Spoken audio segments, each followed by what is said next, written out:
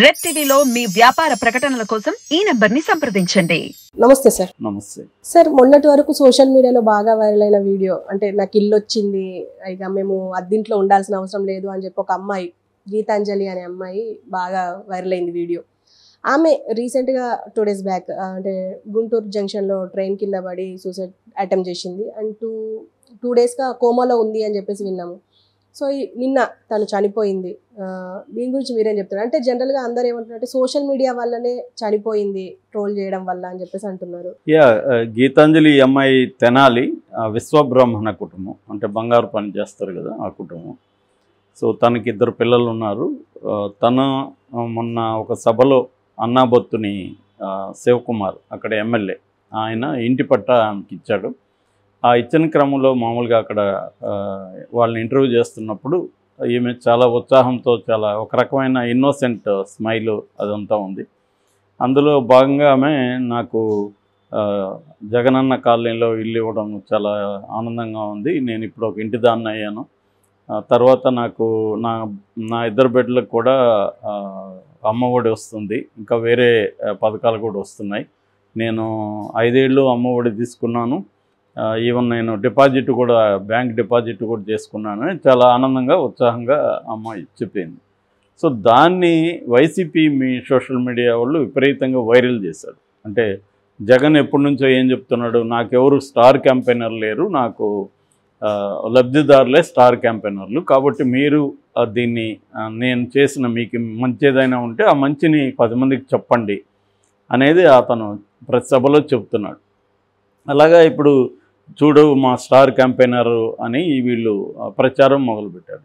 దీంతో TDP social media రంగంలోకి దిగింది. టీడీపీ సోషల్ మీడియా రంగంలోకి దిగి ముఖ్యంగా నేనైతే సజ్జా అజయ్ చౌదరి అనే ఐటీడీపీ అతన్ని చూశాను వీడియో, ఇంకా చాలా ఉన్నాయి ట్వీట్లు కూడా చాలా చూశాను నేను.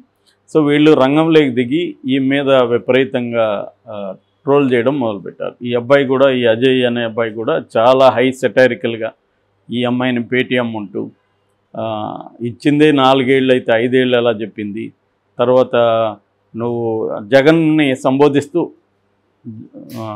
మాట్లాడాడు, నువ్వు ఫస్ట్ ఇయర్ 15 ఇచ్చావు, మళ్ళీ 14 ఇచ్చావు, మళ్ళీ తగ్గించేసావు, సో మీ పేటీఎం 5 రూపాయల కంటే ఎక్కువ న్యాయం చేస్తూ ఉంది, ఎక్కువ యాక్ట్ చేస్తూ ఉంది, పెర్ఫార్మెన్స్ బాగుంది, ఇలాగా అతను మాట్లాడింది నేను చూసాను.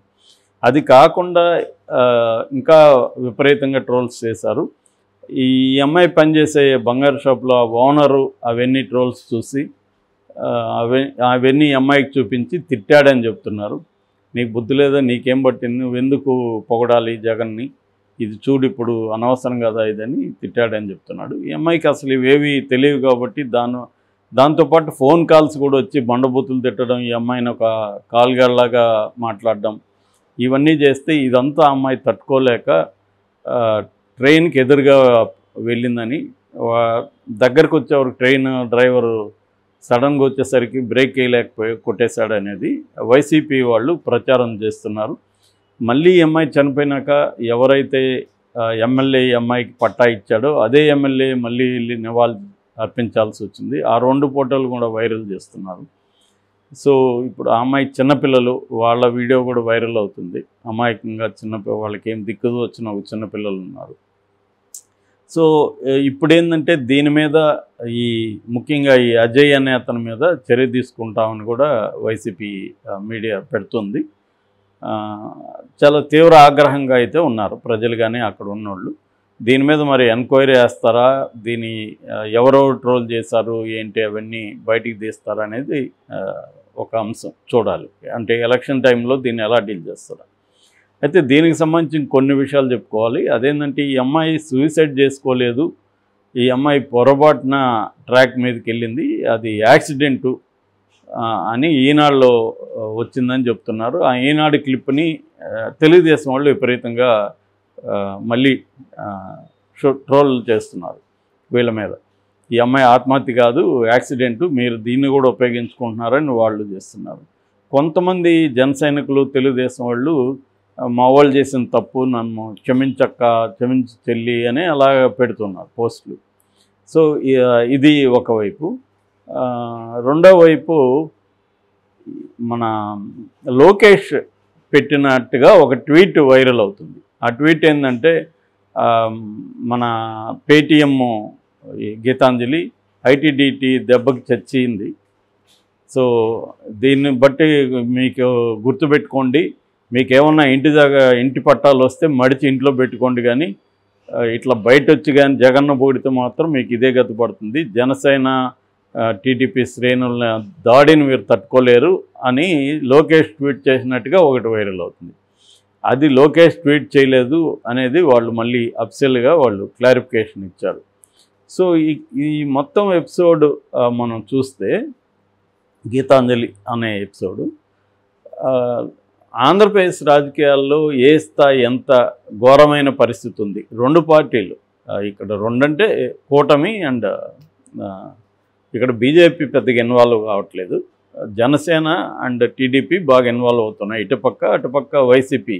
ఈ ఎప్పటి నుంచో కూడా ఈ సోషల్ మీడియాలో ఒక రకమైన బిల్డ్ ఆఫ్ ద బిల్ట్ నేను చాలా పోస్టులు చూశాను. ఈవెన్ భారతి మీద కూడా విపరీతంగా ఉన్నాయి, ఇటుపక్క బ్రాహ్మణి మీద విపరీతంగా ఉన్నాయి. అంటే ఇంట్లో ఆడవాళ్ళని కూడా వాళ్ళకి అఫైర్స్ని అంటగడుతూ రాహుల్ గాంధీతో దగ్గరికి భారత్ ఈమె బ్రాహ్మణి పోయిందని వీళ్ళు పెడితే అవినాష్ రెడ్డి పక్కల ఆమె పడుకున్నట్టు భారత్ హారతి అని పెట్టి ఆమె పెట్టడం, ఇవన్నీ విపరీతంగా చేస్తున్నారు.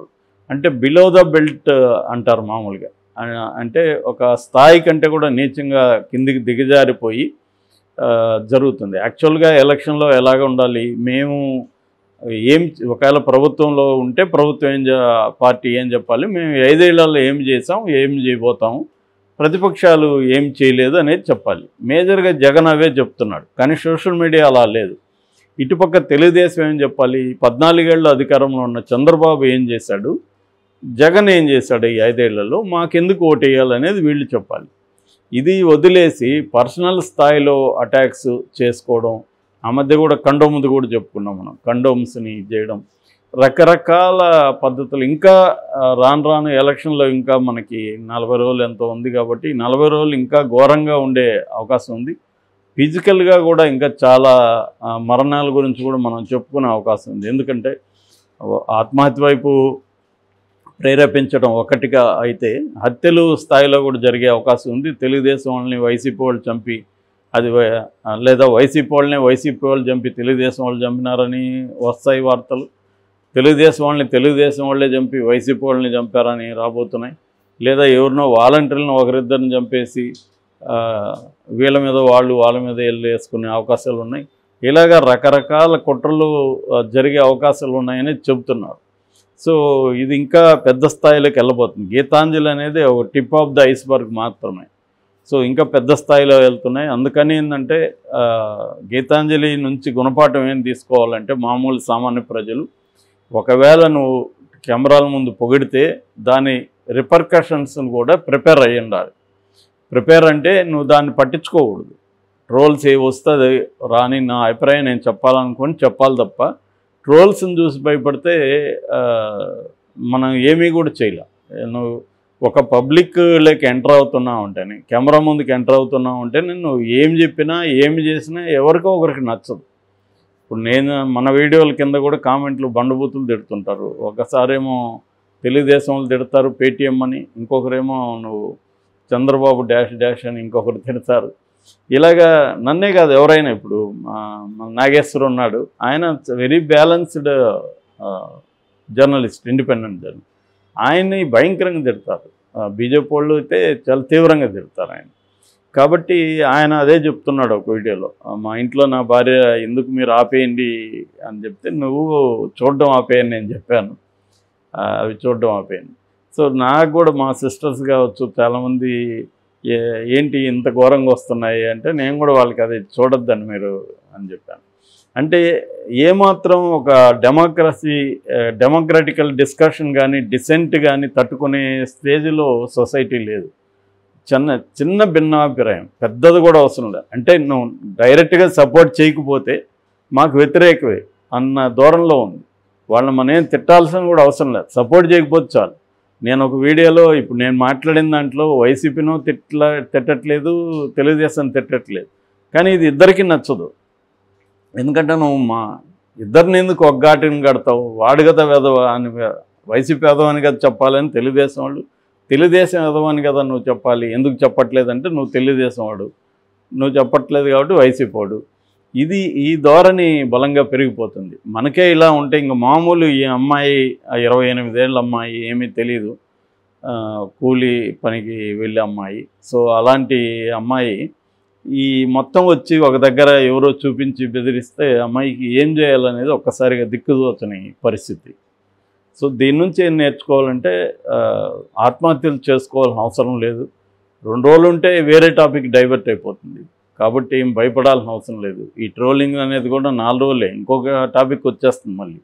కాబట్టి అది మర్చిపోతారు. ఇప్పుడు కుమారి ఆంటీ ఫస్ట్లో ఆమె ఫేస్ చేయడం వల్ల ఇవాళ మంచి ఫ్యూచర్, మళ్ళీ ఆమె సీరియల్స్ ఇంకా మెల్లమెల్లగా అన్నిట్లోకి వెళ్ళే అవకాశం ఉంది.